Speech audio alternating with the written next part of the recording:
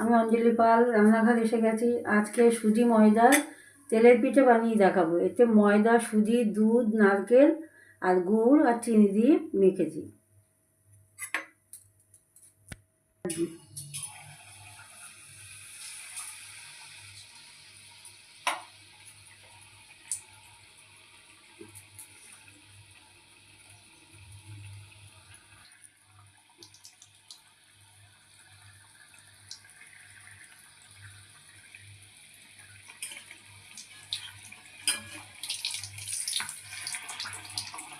দেখতে দেখুন, আমি একটা করেছি আর একটা সুজি ময়দার তেলের পিঠে হয়ে গেছে। আপনারা করে খেয়ে দেখবেন কেমন লাগে।